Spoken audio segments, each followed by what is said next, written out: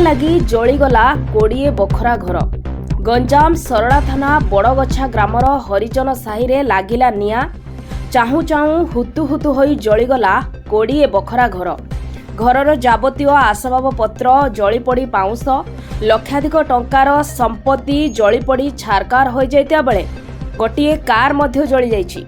ये वर्तमान बड़ खबर जहाँ आसी पहुंचुची निया लगी जलीगला 20 बखरा घर। गंजाम सरड़ा थाना बड़गछा ग्रामर हरिजन साहि रे लागिगला निया। तेबे लक्षाधिक टंकार संपत्ति जलीपड़ी छारकार हो जाइता बेले गोटे कार मध्य जली जाइछि। तेबे निया लागिबार प्रकृत कारण जଣା पड़ी नाही। सर्ट सर्किट्रु निया लागितिबा अनुमान करा जाउछि। स्थानीय लोके निया लिभाइबाकू चेष्टा करी विफल होइतिले। तेबे अग्निशम बाहिनी पहुंची नियाकू आयत्त करिछि। गंजाम जिला सरडारू मनोरंजन अधिकारी रिपोर्ट, जनता खबर टीवी।